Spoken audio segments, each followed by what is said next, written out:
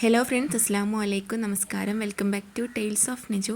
ഇന്ന് ഞാൻ വന്നിട്ടുള്ളത് ശർക്കര യൂസാക്കാതെ ഉണ്ടാക്കിയെടുക്കുന്ന ശർക്കര മൈലാഞ്ചിയുടെ റെസിപ്പിയുമായിട്ടാണ്. ഈ ഒരു പിക്ക് ഞാൻ കയ്യിൽ മൈലാഞ്ചി ഇടുന്നതിന് മുന്നുള്ളതും ഇത് ശേഷം ഇട്ടതിന് ശേഷം ഉള്ളതുമാണ് കാണിക്കുന്നത്. പിന്നെ ഇത് ഉണ്ടാക്കിയെടുക്കാനായിട്ട് ആകെ 2 ഇൻഗ്രീഡിയൻസ് മാത്രം മതിയാവും. നമ്മുടെ എല്ലാവരുടെ വീട്ടിലും ഉണ്ടാകുന്ന 2 ഇൻഗ്രീഡിയൻസ് മാത്രം യൂസാക്കിയിട്ടാണ് ഇതുപോലെ മൈലാഞ്ചി ഉണ്ടാക്കിയെടുക്കുന്നത്. അപ്പോൾ ഇതെങ്ങനെയാണ് ഉണ്ടാക്കിയെടുക്കുന്നത് നോക്കാം.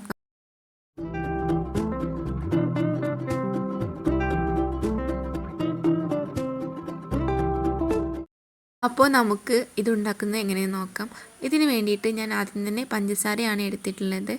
ഒരു 4 ടീസ്പൂണ് പഞ്ചസാര എടുത്തിട്ടുണ്ട്. ഇനി ഇതിലേക്ക് ആവശ്യമായിട്ട് ചായപ്പൊടിയാണ് എടുത്തിട്ടുള്ളത്. അതും അതുപോലെ തന്നെ 4 ടീസ്പൂണാണ് ചേർത്ത് കൊടുക്കുന്നത്. അപ്പോൾ നിങ്ങൾ എത്രയാണോ പഞ്ചസാര എടുക്കുന്നത് അതേ അളവിൽ തന്നെ വേണം ചായപ്പൊടി എടുക്കാനായിട്ട്. എന്നിട്ട് ഇതാ നന്നായിട്ടൊന്ന് മിക്സ് ചെയ്ത് കൊടുക്കുക. ഇനി നമുക്കിത് എങ്ങനെയാണ് ഉണ്ടാക്കിയെടുക്കുന്നത് നോക്കാം. ഇതിലേക്ക് വേറൊരു ഇൻഗ്രീഡിയൻസ് ഒന്നും ചേർക്കുന്നില്ല. പക്ഷേ കുറച്ച് കാര്യങ്ങൾ ശ്രദ്ധിക്കണം, എന്നാൽ നമുക്ക് കൂടുതൽ ക്വാണ്ടിറ്റിയിൽ അതിൻ്റെ വെള്ളം കിട്ടുന്നതാണ്.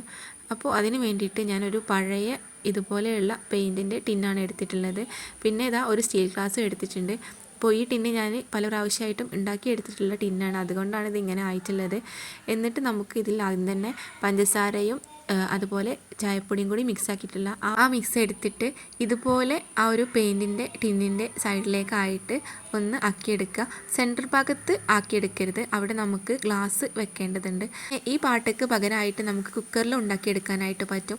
ഒരു അലൂമിനിയം ഫോയിലിൻ്റെ പേപ്പർ വെച്ചിട്ട് അതിൽ ഉണ്ടാക്കിയെടുത്ത് കഴിഞ്ഞാൽ നമ്മുടെ കുക്കർ കേടാവാതെ നമുക്ക് ഇതുപോലെ ചെയ്തെടുക്കാനായിട്ട് പറ്റും. പിന്നെ പെയിൻറ്റിൻ്റെ പോലെ തന്നെ നമുക്ക് ഓട്സിൻ്റെ ടിന്ന്, അങ്ങനെ ഏത് തകരത്തിൻ്റെ ടിന്നായാലും പറ്റും. പിന്നെ അതിൻ്റെ സെൻറ്റർ ഭാഗത്തായിട്ട് ഞാനിതാ സ്റ്റീൽ ഗ്ലാസ് വെച്ച് കൊടുക്കുന്നുണ്ട്. അതൊന്ന് നന്നായിട്ടൊന്ന് ലെവൽ ചെയ്ത് വെച്ച് കൊടുക്കുക. എന്നിട്ട് നമുക്കിതൊന്ന് ഉണ്ടാക്കിയെടുക്കാം.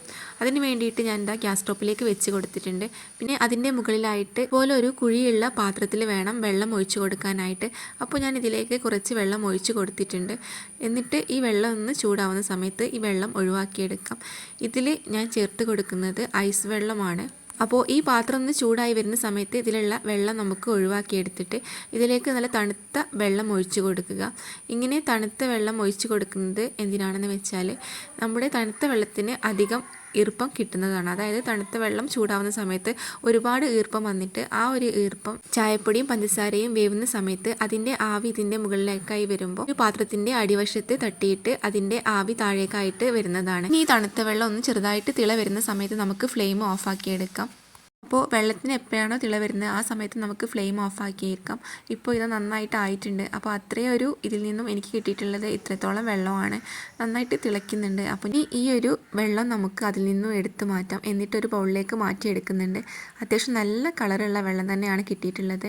നമുക്ക് ഈ ഒരു മൈലാഞ്ചി നല്ല കട്ടിയിലൊന്നും ഇട്ട് കൊടുക്കില്ല. നമുക്ക് വളരെ തിന്നായിട്ട് മാത്രം നഖത്തിൽ അപ്ലൈ ചെയ്ത് കൊടുത്താൽ മതിയാവും. അപ്പോൾ ഈ ഒരു ക്വാണ്ടിറ്റി നമുക്ക് കുറേ പ്രാവശ്യം ഇടാനുള്ളതുണ്ട്. ഇനി ഇതിലേക്ക് ഞാൻ മൈദപ്പൊടിയാണ് ചേർത്ത് കൊടുക്കുന്നുള്ളത്. അപ്പോൾ ആവശ്യത്തിന് മൈദപ്പൊടി ഇങ്ങനെ കുറച്ച് കുറച്ചായിട്ട് ചേർത്ത് കൊടുക്കുക. എപ്പോഴാണോ ഈ ഒരു ഇത് തിക്കായി വരുന്നത് അതുവരെ നമുക്ക് കുറച്ച് കുറച്ചായിട്ട് മൈദ ഇട്ടിട്ട് ഇതുപോലെ ഒന്ന് ആക്കിയെടുക്കാം. നമ്മുടെ കയ്യിൽ നഖത്തിൽ ഇട്ട് കൊടുക്കാൻ പറ്റുന്ന ആ ഒരു കൺസിസ്റ്റൻസിയിൽ വേണം ഇതാക്കിയെടുക്കാനായിട്ട്. അപ്പോൾ വളരെ സിമ്പിളാണ് ഉണ്ടാക്കിയെടുക്കാനായിട്ട്. ഞാനൊരു 2 പ്രാവശ്യം ഇട്ടപ്പോൾ നല്ല കറുപ്പ് കളറിലായി കിട്ടിയിട്ടുണ്ടായിരുന്നു. ആദ്യം ഇടുന്ന സമയത്ത് ചെറിയൊരു ബ്രൗൺ കളറിലായിട്ട് വരും. പിന്നെ അത് ദിവസം കൂടുന്തോറും അതിൻ്റെ കളറ് കൂടിക്കൂടി വരുന്നതാണ്. അപ്പോൾ ഞാൻ 2 പ്രാവശ്യം ഇട്ടപ്പോഴാണ് നേരത്തെ ഞാൻ കാണിച്ചിട്ടുള്ള കളറ് കിട്ടിയിട്ടുണ്ടായിരുന്നത്. അപ്പോൾ ശർക്കരയോ അല്ലെങ്കിൽ മൈലാഞ്ചിയിലയോ അങ്ങനെയൊന്നും ഇല്ലാതെ ഒരു ചായപ്പൊടിയും പഞ്ചസാരയും മാത്രം ഉണ്ടെങ്കിൽ നമുക്ക് എളുപ്പത്തിൽ ഉണ്ടാക്കിയെടുക്കാൻ പറ്റിയിട്ടുള്ള ഒരു മൈലാഞ്ചിയുടെ റെസിപ്പി തന്നെയാണ്. അപ്പോൾ ഇതുപോലെ ട്രൈ ചെയ്ത് നോക്കാത്തവരുണ്ടെങ്കിൽ ട്രൈ ചെയ്ത് നോക്കുക. എന്നിട്ട് നിങ്ങളുടെ ഫീഡ്ബാക്കുകളൊക്കെ കമൻ്റായിട്ട് അറിയിക്കുക. പിന്നെ അതുപോലെ തന്നെ എൻ്റെ ചാനൽ ആദ്യമായിട്ട് കാണുന്ന ഏതെങ്കിലും കൂട്ടുകാരുണ്ടെങ്കിൽ ചാനലൊന്ന് സബ്സ്ക്രൈബ് ചെയ്ത് സപ്പോർട്ട് ചെയ്യുക. പിന്നെ തൊട്ടടുത്ത് കാണുന്ന ബെല്ലൈക്കൺ കൂടി പ്രസ് ചെയ്യുക. അതിൽ ഓൾ എന്ന ഓപ്ഷനും കൂടി പ്രസ് ചെയ്ത് കൊടുത്താൽ ഞാനിടുന്ന എല്ലാ വീഡിയോസും നിങ്ങൾക്ക് അപ്പോൾ തന്നെ നോട്ടിഫിക്കേഷൻ ലഭിക്കും. ഇതെങ്ങനെയാണ് കയ്യിൽ അപ്ലൈ ചെയ്യുന്നതും കൂടെ കാണിച്ചു തരാം. അപ്പോൾ അതിൻ്റെ മുന്നായിട്ട് ആദ്യം എങ്ങനെയായിരുന്നു നഖം ഉണ്ടായിരുന്നത്, പിന്നെ എങ്ങനെയായിരുന്നു ഉണ്ടായിരുന്നതെന്ന് കൂടെ കാണിക്കുന്നുണ്ട്. അപ്പോൾ ഞാനിത് കയ്യിലൊന്ന് അപ്ലൈ ചെയ്യുന്നത് കാണിച്ചു തരാം. അതിന് വേണ്ടിയിട്ട് ഇതാ മൈലാഞ്ചി എടുത്തിട്ടുണ്ട്. ഒന്ന് ചെറിയൊരു ഈർക്കിൾ പോലെയുള്ള എടുത്തിട്ട് ജസ്റ്റ് ഒന്ന് അപ്ലൈ ചെയ്ത് കൊടുത്താൽ മതിയാവും. ഇതുപോലെ വളരെ തിന്നായിട്ട് മാത്രം ഇട്ട് കൊടുക്കുക.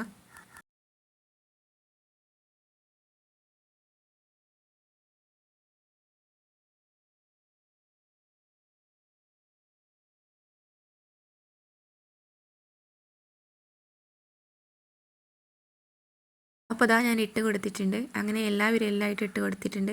ഇനി ഇതൊന്ന് ഡ്രൈ ആയിട്ട് നന്നായിട്ട് ഉണങ്ങിയിട്ട് വരും. എന്നിട്ട് ശേഷം മാത്രം അത് റിമൂവ് ചെയ്യുക. അപ്പോൾ ഇതാ 2 ദിവസം ഇട്ട് കൊടുത്തപ്പോൾ നന്നായിട്ട് ചുവന്ന് വന്നിട്ടുണ്ട്. പിന്നെ കയ്യിൽ ജസ്റ്റ് ഒന്ന് മെഹന്തി ഇട്ട് കൊടുത്തതാണ്. അപ്പോൾ ഞാൻ എപ്പോഴും ഉണ്ടാക്കിയെടുക്കുന്ന ഒരു മെഹന്തിയുടെ റെസിപ്പിയാണിത്. അപ്പോൾ എനിക്ക് നല്ല യൂസ്ഫുൾ ആയിട്ട് തോന്നിയിട്ടുണ്ട്. അപ്പോൾ നിങ്ങൾക്ക് ഇത് യൂസ്ഫുൾ ആയിട്ടുണ്ടെങ്കിൽ ട്രൈ ചെയ്ത് നോക്കിയിട്ട് ഫീഡ്ബാക്കുകളൊക്കെ അറിയിക്കുക. അപ്പോൾ ഇൻഷാ അല്ലാഹ് മറ്റൊരു നല്ലൊരു വീഡിയോ ആയിട്ട് വീണ്ടും വരാം. അതുവരേക്കും bye. Thank you. Thanks for watching.